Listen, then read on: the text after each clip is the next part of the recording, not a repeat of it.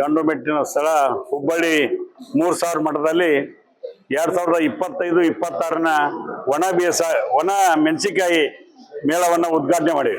ಬಹಳ ಸಂತೋಷದಿಂದ ಉದ್ಘಾಟನೆ ಮಾಡಿವಿ. ಯಾಕಂದ್ರೆ ಈ ಬಾರಿ ಒಣ ಮೆಣಸಿನಕಾಯಿ ಬೆಳೆದಂತ ರೈತರಿಗೆ, ಆ ಕೆಂಪು ಮೆಣಸಿನಕಾಯಿ ಬೆಳೆದಂತ ರೈತರಿಗೆ ಇವತ್ತು ಒಳ್ಳೆ ಮಾರ್ಕೆಟ್ ಸಿಕ್ಕಿದೆ. 55,000ದಿಂದ 65,000 ರೂಪಾಯಿ ಮಟ್ಟ ಇವತ್ತ ಪ್ರತಿ ಕ್ವಿಂಟಲ್ಗೆ ದರ ಸಿಕ್ಕಿದೆ. ಅದಕ್ಕೆ ಇವತ್ತು ಅದು ಎಕ್ಸ್ಪೋರ್ಟ್ ಕ್ವಾಲಿಟಿ ಆದ್ರೆ 1,30,000 ಆಗುತ್ತೆ ಒಂದು ಕ್ವಿಂಟಲ್ಗೆ. ಅದಕ್ಕೆ ಹಿಂಗೆ ಬೆಳೆ ಒಂದು ಸಲ ಬದಲಾವಣೆ ಮಾಡ್ಬೇಕಾಗಿದೆ. ನಾವೆಲ್ಲ ಏನ್ ಮಾಡಕತ್ತೀವಿ, ಗೊಂಜಾಳ, ಹೆಸರು ಮತ್ತೆ ಈಜಿಯಾಗಿ ಬೀಜ ಈಜಿ ಗ್ರೋತ್ ಆಗ್ತಕ್ಕಂಥ ವ್ಯವಸ್ಥೆ ಹೊಂಟಿವಿ. ಇವತ್ತ ಕಮರ್ಷಿಯಲ್ ಆಗ್ಬೇಕಾಗಿದೆ ರೈತರು. ಕಮರ್ಷಿಯಲ್ ಆದಂದ್ರೆ ರೈತರು ಇಂಥ ಬೆಳೆಗಳಿಂದ ಲಾಭ ಆಗುತ್ತೆ. ಅದಕ್ಕೆ ತೋಟಗಾರಿಕೆ ಬೆಳೆಗಳಿರ್ಬೋದು ಅಥವಾ ಈ ರೀತಿಯಾಗಿ ಇರ್ತಕ್ಕಂಥದ್ದು ಇರ್ಬೋದು, ಅಗ್ರಿಕಲ್ಚರ್ದಲ್ಲಿ ಕೃಷಿ ಬೆಳೆಗಳಿರ್ಬೋದು, ಅವನ್ನೆಲ್ಲ ಕೂಡ ವಿಶೇಷವಾದಂತ ಉತ್ತೇಜನ ಕೊಡ್ಲಿಕ್ಕೆ ಇವತ್ತ ಮಂಡ್ಯದಲ್ಲಿ ಮತ್ತು ಬೆಂಗಳೂರಲ್ಲಿ ಇಂಟರ್ನ್ಯಾಷನಲ್ ಕೃಷಿ ಇದನ್ನ ಕೃಷಿ ವ್ಯವಸ್ಥೆಗೆ ಒಂದು ಉದ್ಘಾಟನೆ ಮಾಡ್ತಾ ಇದ್ದಾರೆ.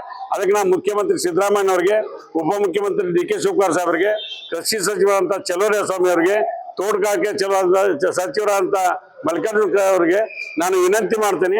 ಅವರೆಲ್ಲರೂ ಕೂಡ್ಕೊಂಡು ಒಂದು ಹೊಸ ಯೋಜನೆ ರೂಪಿಸ್ರಿ.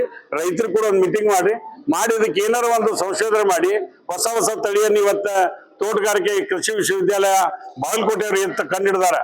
ಆ ರುದ್ರ ಇರ್ಬೋದು, 3 ಇರ್ಬೋದು, ಆ ಎಲ್ಲ ಇವನ್ನ ರೈತರಿಗೆ ಮುಟ್ಟಿಸಿ ಹೆಚ್ಚು ಬೆಳೆ ಬೆಳೆದು ಎಕ್ಸ್ಪೋರ್ಟ್ ಮಾಡಿದ್ರೆ ಇವತ್ತು ಎಕ್ಸ್ಪೋರ್ಟ್ ಮಾರ್ಕೆಟ್ ಇದೆ. ನಮ್ದ ಮೆಣಸಿನಕಾಯಿ ತಗೊಂಡು ನಾವ ಪೌಡರ್ ಮಾಡಿ ಇಲ್ಲಿ ಎಕ್ಸ್ಪೋರ್ಟ್ ಮಾಡ್ತಾರೆ ಬೇರೆದವ್ರು.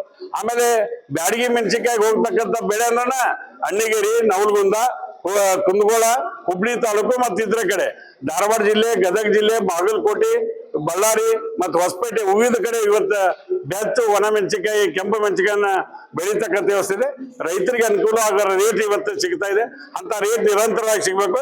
ಅದು ಕೇಂದ್ರ ಮತ್ತು ರಾಜ್ಯ ಸರ್ಕಾರ ರೈತರಿಗೆ ಏನ್ ಸಹಾಯ ಮಾಡಕ್ ಸಾಧ್ಯ ಐತಿ ಅದೆಲ್ಲ ಮಾಡ್ಲಿ ಅನ್ನುವಂತ ಹಕ್ಕು ಒತ್ತಾಯವನ್ನ ನಾವು ಮಾಡ್ತೇವೆ.